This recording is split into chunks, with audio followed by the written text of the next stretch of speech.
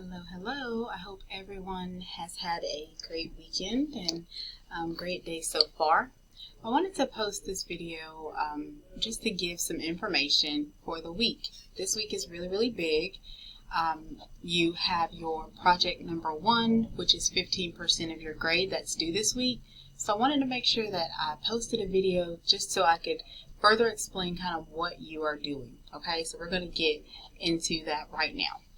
So first and foremost, obviously this is for the week, okay? I have some great information in here for you guys on annotating, and that information is key to helping you understand how to annotate through articles, how to look at the different pieces of information and understand, what's important for your actual annotated bibliography as well as your paper, okay? So keep that in mind. That is going to be some very good keys to help you be successful, okay? The other thing, there's also some tools in here for the annotated bibliography. There is a checklist as well as a color-coded document that kind of shows you guys, how it's supposed to look and the information that you're supposed to include. Additionally, there's also a organizer there as well. Now, I am tweaking some of the documents. I may add some more things that can help you guys. But the biggest piece is going to also be this annotated bibliography sample. And we're going to open that up, and I'm going to pull that up in just a second. But first, let's dive into the actual assignment itself. Okay, so I'm going to pull that up. Here we go, in the rubric. Okay, so here's what we're looking at, all right? So this week, obviously, you should already have your 10 sources. Okay, so your 10 articles that you've been working on. You've been working towards this project. You've been working towards making sure that you have enough resources, right? So the first thing is, of course, making sure that you have the sources. And then secondly, making sure that you've annotated or wrote enough notes to help, kind of pull out some of those main ideas and main points for each article. Now, after you've done that part, you're going to organize your work into alphabetical order. So it's just like as if you're doing it as an APA reference page. Okay, so that's number 2.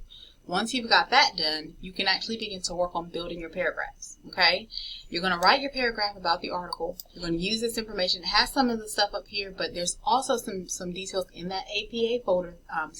Annotated bibliography folder that I just told you guys about, that will show you what you need to make sure is in your annotated bibliography, because you have to make sure that you're including not only a summary but also talking about how the author is credible, as well as just how the work is reliable, credible, all that good information. Okay, so you're going to write the article or the paragraph there.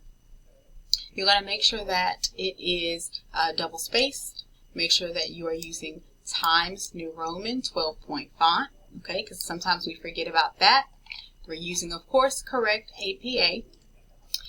You're going to include a title page, and I've got to tweak this, and I thought I've tweaked it before I started the video here, but you're going to have a title page. You do not have to have the title header, okay, on each page. So no more running header on your paper, so just keep that in mind. You do need to include your title, so whatever title you've come up with so far for your problem solution, we're going to include that. You want to make sure that you are writing in third person. This is key. This is really big. We're not going to use any first or second pronouns. So I know that sometimes that is tricky, right? Because we want to talk from a place of I, me, we, and you want to talk to your reader, which is you, your, yours. So those pronouns will not be included. You have to write from an objective space. You're talking overall, right? So you will not use any of those pronouns, okay?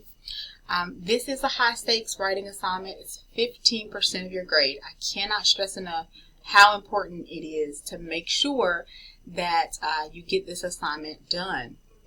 With that said, making sure that you're using all the different tools that are there in Moodle for you is going to be very huge, okay? It does talk here about making sure you use the Purdue Owl website, which I believe I've already posted that for you guys, as well as the other resources that I have online for y'all. And, you can also go to the library, and a lot of times they'll be able to assist you as well. Okay? Down below, it gives you just a few notes, talks about making sure that we do not use Wikipedia. I know some of us kind of start with Wikipedia as kind of a base source. Just keep in mind and remember, you can use Wikipedia as kind of a general, okay, this is a good, topic, that type of thing, but it's not a credible source. So you can't use it as one of your sources, okay? Making sure, of course, that you're following APA guidelines. You should have a title page. You won't have an abstract. Making sure that everything's alphabetical order. And then, of course, use that sample bibliography. And I'm going to pull that up in just a second here. Okay, so that way you guys can have that information, and it'll show you how you'll be able to do it. Okay. Additionally, I know some of you are using Google Docs. Now, I'm a firm. I try to go really firm on making sure that we only use Microsoft Word. Okay, I don't want anyone to have to go out and buy Microsoft Word, obviously, just for this course, right? If it's not offered to you already for free. So, with that said, if you have to use Google Docs and upload it, just make sure when you upload it that it's in the correct format, because I have had some students that upload things and they're not in the correct APA formatting. It might change the formatting a bit, and it may be something different that you might have to do to tweak to get it to work. So keep that in mind, and make sure that you have ensured that you know that this is the correct format and that everything is the way that it's supposed to be, because unfortunately I'll still have to take off points even if that was not your intention. Okay, when you save it, make sure you save it using this example. So you're going to go last name _ first name _ annotated bibliography. Okay, and then of course I'm going to evaluate. You'll get some feedback there within the gradebook. Okay, now the next thing, I'm going to pull this over here. The next thing, this is the sample. So definitely make sure you take a look at the sample. So important, okay? I put it in the new 2020. This is actually a student's response from some years ago. But you can look at this. I put it in the correct APA formatting for the 2020 version. So you can look at it now. So as you see, we've got our title. The title's bolded. Okay, we got our space. You're going to put your name next. You'll have Shaw University after that. You'll put the name of the course, just like this. You'll have my name next, and you can put Mrs. Davis, you can put instructor or Professor Davis, whatever is your preference. I'm okay with either three. And then, of course, make sure that you put the date, okay? Lastly, of course, with the title page, and honestly, for all the pages, you have to have your page number. So make sure that you go in, and let's enable editing here. So you're going to go in. Let me try to make this big. There we go.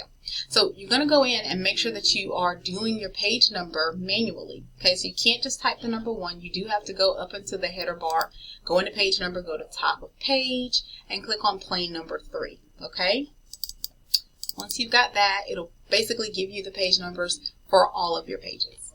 Now let's scroll down a bit. So now this here is our meat and bones, right?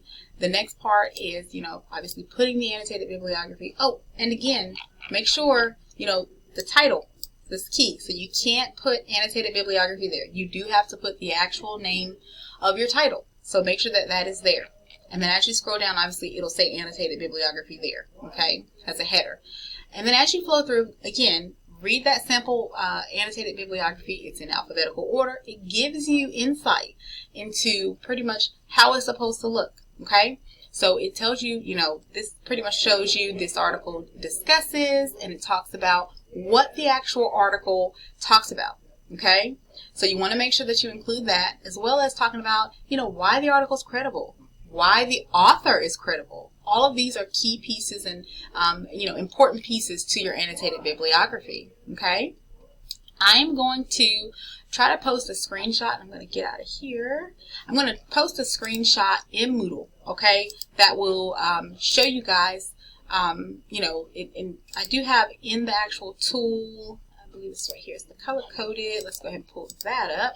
So this color-coded citation guide, it does show you all the pieces. I'm going to try to see if I can just snapshot the top part and post it for you guys, but it is already here for you. Okay, so this citation guide is something that you can use to better understand, okay, this is what I need to make sure is included. The author's credibility.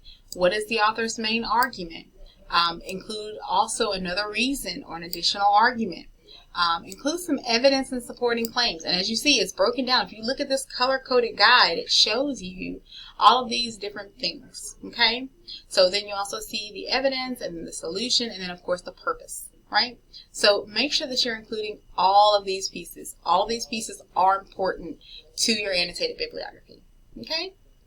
Now, I hope that this information will help you in a lot of different ways. However, if you have additional questions, you're confused, whatever the case may be, please don't hesitate to send me a message, let me know, and we will go from there, okay? For my online classes, obviously, the assignment is due on Sunday night for you guys, and then, of course, for my seated courses, you guys will submit yours by Friday at 11:59. So, online classes is Sunday at 11:59, and seated courses is Friday at 11:59. I hope you all have a fantastic rest of your week. And again, I just wanted to make sure that I kind of went over this annotated bibliography, but make sure that you get your research portfolio done as well for the week. If you have questions about that, do let me know. But the instructions are there. Just make sure that you do the best that you can, because that's all that I can ask. All right? Have a great rest of your week. I will see you all soon. And before I forget, let me make sure that we also really quickly cover the rubric before I run out of time here. So on the rubric, make sure that you go through, read all the information, okay? Look at the different points. Make sure you have the number of sources that you're supposed to have. Make sure you have a good mix of the types of sources that you're supposed to have. Make sure that your citation format is correct, your annotations are well written, and that your paper format is correctly, formatted in APA. You'll want to look over here at this 10 to 20 points proficient side here, just to make sure that it's following the correct order. And as long as you're following this, you should be okay. Okay? So again, just another thing, but if you have any more questions outside of that, obviously let me know. But I just wanted to make sure before I forgot to also talk about that as well. So please let me know if you have any questions. But otherwise, again, sorry. Have a great rest of your week.